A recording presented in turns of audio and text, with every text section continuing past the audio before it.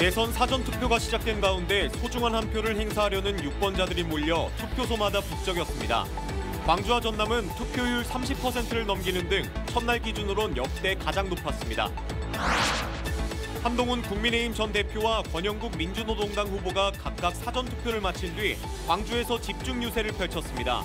더불어민주당 광주시당도 투표 후 유세에 나서 지지를 호소했습니다. 앞으로 여론조사 공표가 금지되면서 투표가 마무리될 때까지 깜깜이 선거가 이뤄지고 있습니다. 한 표가 아쉬운 후보들은 마지막 총력전에 나섰습니다. 광주시청 공무원 70%가 직장 내 괴롭힘을 당한 것으로 조사됐습니다. 언어폭력이 27%로 가장 많았고 부당 업무 지시, 차별 대우 등이 뒤를 이었습니다. 여러분 안녕하십니까? KBS 8시 뉴스 시작합니다. 제21대 대통령 선거 사전투표가 오늘 시작됐습니다. 소중한 한 표를 미리 행사하려는 사람들로 투표소마다 긴 줄이 이어졌는데요. 광주와 전남은 투표율 30%를 넘겼는데 첫날 기준으로는 역대 가장 높았습니다. 조경원 기자입니다. 이른 아침부터 투표소 앞에는 긴 줄이 늘어서 있습니다. 오전 6시에 열린 투표소는 일찌감치 투표를 마치려는 시민들로 북적입니다. 취업 준비 중인 학생부터 도서관에 공부하러 왔다가 사전투표 1층이라고 해서 오전에 하면 좋겠다 싶어서 출근길에 나선 직장인까지 소중한 한 표를 행사하기 위한 발걸음이 이어졌습니다. 평소보다 한 30분 정도 출근 시간보다 일찍 일어나서 이렇게 투표하러 오게 됐습니다. 이제 회사 출근하러 가려고 합니다. 사전투표 첫날 투표율은 전남이 34.96%로 전국에서 가장 높았고 광주는 32.1%로 전북에 이어 세 번째로 높았습니다. 사전투표제가 도입된 이후 역대 가장 높은 첫날 투표율입니다. 지난 대선 사전투표율은 광주 48.3%, 전남 51.5%를 기록했는데 지금 추세로는 이를 뛰어넘을 거라는 전망이 나옵니다. 계엄과 탄핵 국면을 넘어 치러지는 선거인 만큼 유권자들의 관심은 어느 때보다도 큽니다. 그냥 제 일상이 그냥 그전처럼 내란 전처럼 그대로 유지됐으면 하는 그게 큰 바람입니다.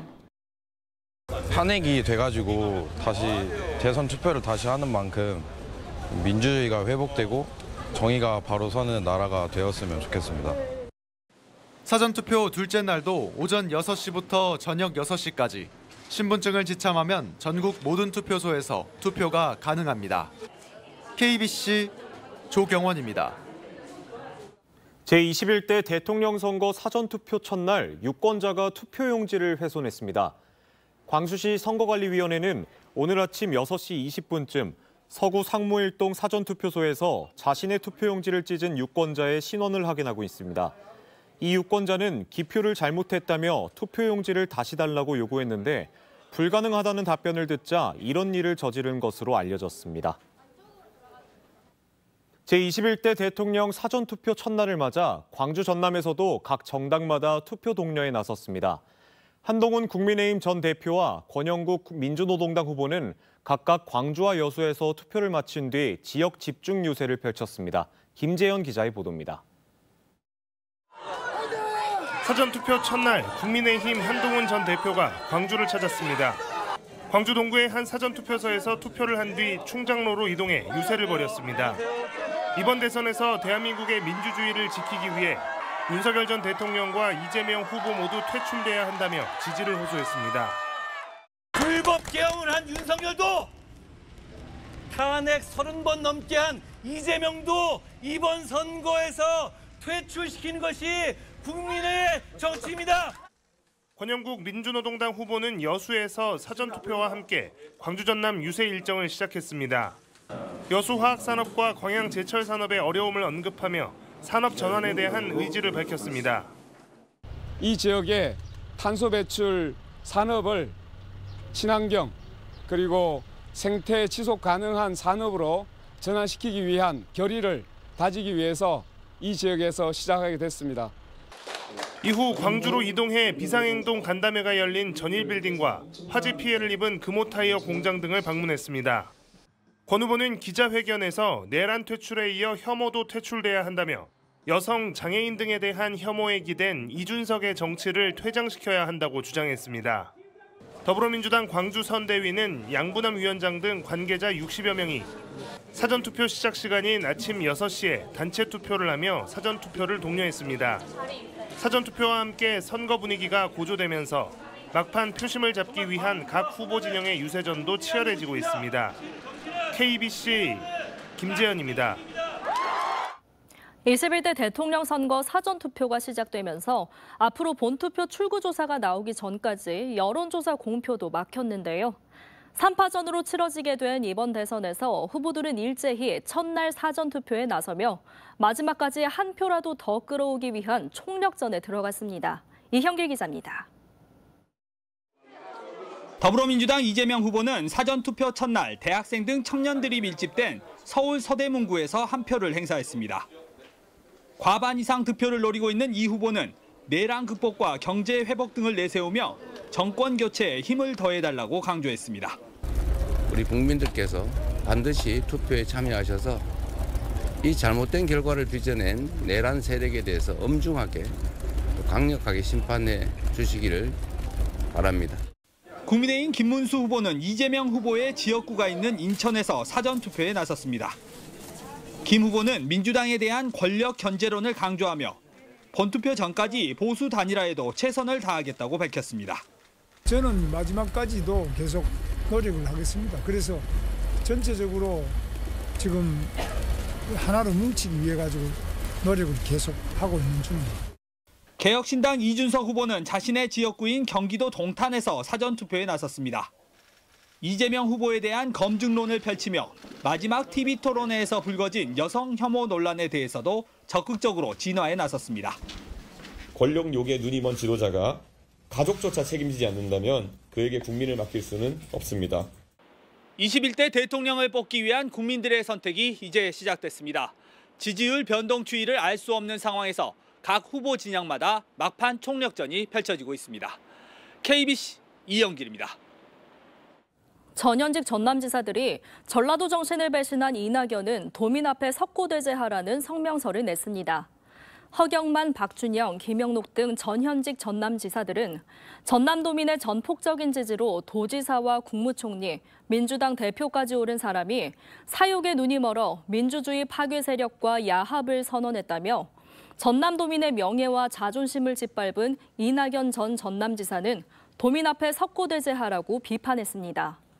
이어 전남은 불의에 맞서 역사의 물줄기를 바로 세워온 의로운 고장이며 임진왜란 때는 이순신 장군과 함께 나라와 백성을 구했고 한말 동학 농민혁명과 항일 독립운동의 중심지였다고 덧붙였습니다.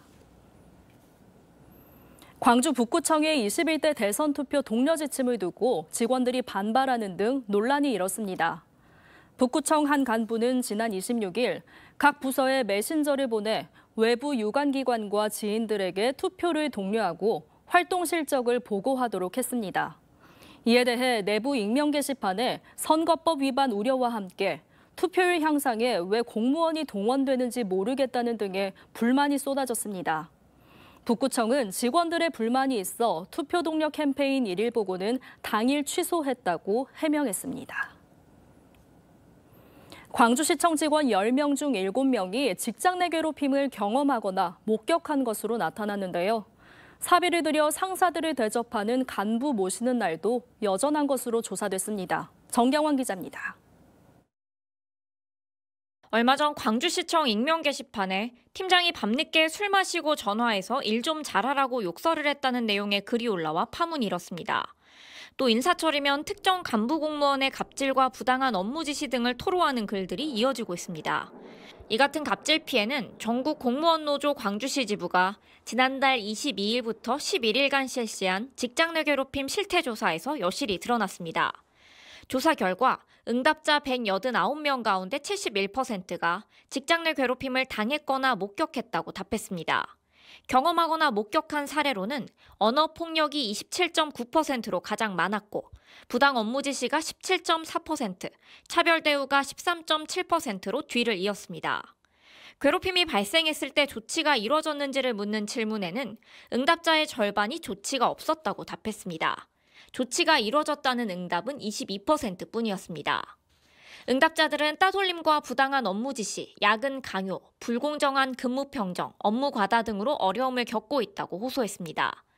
하위직들이 개인 돈을 들여 상급자들에게 식사를 대접하는 이른바 간부 모시는 날에 대한 조사에서도 21%가 여전히 이어지고 있다고 답하기도 했습니다.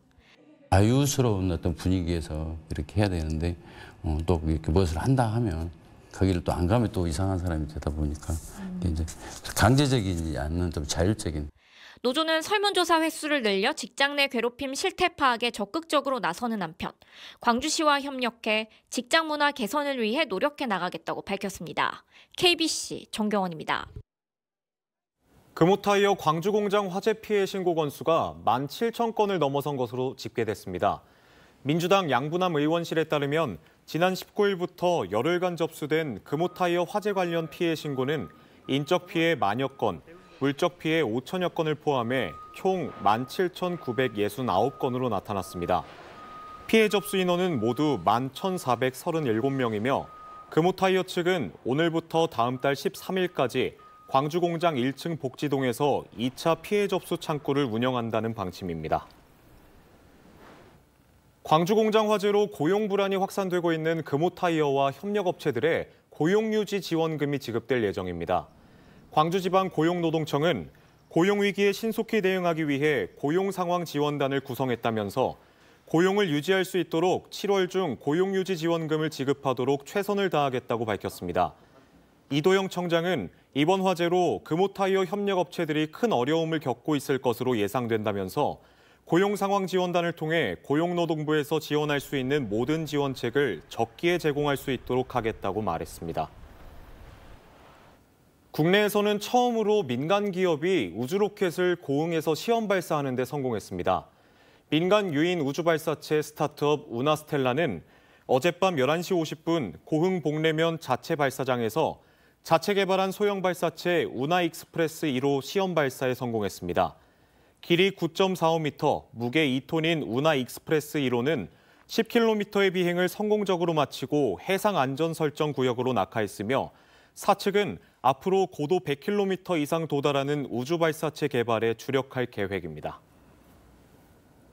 광주시 시내버스 노사가 추가 교섭을 하기로 하면서 우려했던 버스 파업은 유보됐지만 갈등의 불씨는 여전합니다.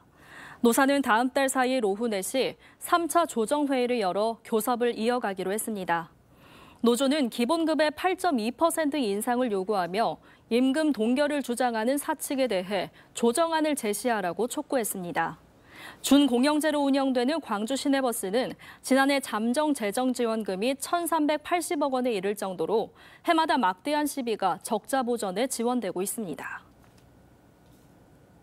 오늘 밤 광주 전남 곳곳에 천둥과 번개를 동반한 강한 소나기가 내리겠습니다.